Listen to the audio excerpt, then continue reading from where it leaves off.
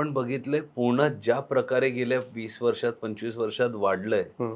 की पुण्याहून मुंबईहून त्या बाजूला बाहेर पडताना एक सतत प्रेयर असते, की आज ट्रॅफिक नको, ट्रॅफिक. कारण बरोबर. आपण पुण्यात फिरतो, स्पेशली पुण्याच्या बाहेरच्या हो, एरियामध्ये हो. प्रचंड प्रमाणावर दुसऱ्या शहरातून लोक येऊन त्यांना पुणं सेफ आहे. बरोबर. पुण्यामध्ये ब्रँड्स आहेत, हो, पुण्यामध्ये वातावरण छान आहे सगळं. हो, हो.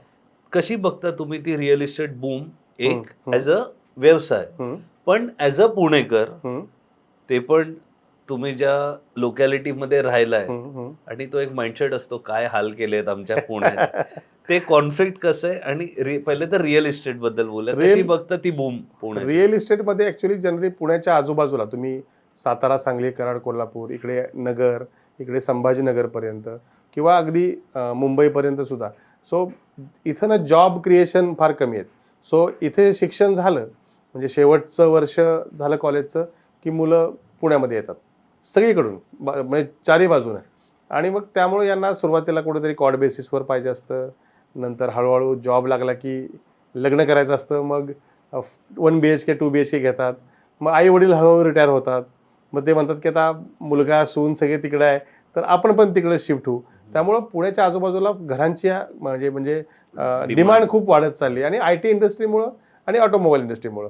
हे सुद्धा लोकं जे बाहेरून बंगलोर IT पीपल येतात, यांच्या सगळ्यांचीच घराची गरज आहे, डिमांड आहे. त्यामुळं सप्लाय पण त्या मानाने तसाच वाढला आहे. सो डिमांड सप्लाय गणित चालू आहे आणि तुम्ही म्हणता ते बरोबर आहे, की इन्फ्रास्ट्रक्चर जुनंच आहे. आता कुठे मेट्रो आणि बाकीच्या गोष्टी व्हायला लागल्यात. एअरपोर्ट सुद्धा अजून तेवढं मोठं नाहीये. सो त्यामुळं जीव कोंडलेला आहे, रस्त्यांचा जीव कोंडलेला आहे. म्हणजे सकाळी 2 तास ज्यावेळेस ऑफिस टाईम असतो आणि संध्याकाळी 2-3 तास, म्हणजे अगदी हॉरिबल परिस्थिती आहे. ही रिअल इस्टेट बूम होताना कुठेतरी आपण पर्यावरणाला पण खूप नुकसान, कारण आज पुण्यामध्ये ती थंडी जी पुण्याची होती ती गेली. बरोबर, बरोबर. आज त्याचा जो त्रास होतोय, ठीक आहे तुमचा व्यवसाय असेल तरी मग ह्या सगळ्या गोष्टीसाठी काय थॉट आहे तुमचा, की हे कारण कुठलाच बिल्डर आपण बघतो की हं. ह्या सगळ्या गोष्टीचं कोणीच फॉलो करत नाही ना, बरोबर रूल्स आहे, फॉलो बरोबर आहे, करतात. बरोबर आहे, बरोबर आहे.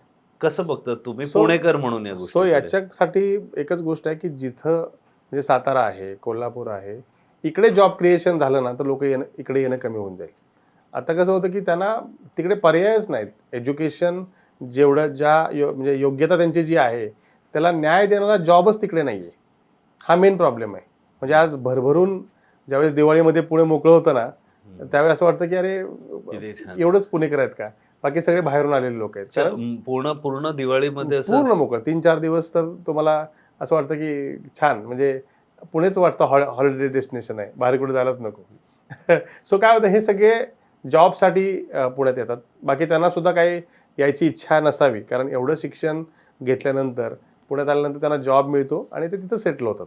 कारण परत गावी शेती असते, सगळं असतं, पण त्यांना सुद्धा गावाची ओढ असते, आई-वडील तिकडे असतात, पण जॉबमुळे त्यांना राहायला लागतं. सो जॉब क्रिएशन इकडे वाढलं आणि आता वाढतंय खरं तर. म्हणजे आता आम्ही सॅटर्डे क्लबमध्ये आहे ना, कोल्हापूरसारख्या ठिकाणी, पुणे अगदी गडिंग्लजसारख्या ठिकाणी सुद्धा खूप चांगल्या प्रकारे जॉब क्रिएशन होतंय. सो हळूहळू ते कमी होते, कारण आता इंटरनेटच्या जगामध्ये तुम्ही कुठूनही काम करू शकता. त्यामुळं पुण्याकडे तसा ओढा आता हळूहळू कमी होईल. म्हणजे शहरीकरण थोडक्यात, पुणे फक्त नाही, शहरीकरणच थोडं कमी होईल पहिल्यापेक्षा, असं वाटतंय मला. आणि मुंबई 3, 4, 5 तर बनवतच आम्ही इकडे. तर फक्त आपण पुण्याहून बाहेर निघायच्या आधी पुण्यामध्ये कोणी रिअल इस्टेट जर बघतंय, तर काय 2-4 गोष्टी आहेत जर तुम्हाला त्यांना सांगायच्या असतील तर तुम्ही या पुण्यामध्ये जर कोणी रिअल इस्टेट बघत असेल, तर मला असं वाटतं की तुमचं एक बजेट ठरलेलं असतं.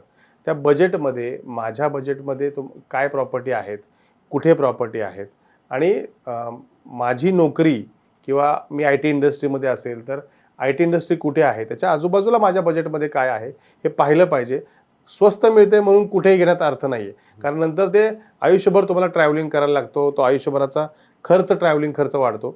सो सुरुवातीला काही क्लायंटनी माझं बजेट एवढंच आहे आणि त्यामुळं लांब आउटसाईडला घेतलं आणि आता ते विकलं जात नाही, त्यामुळं ते परत त्यांना त्रास होतो.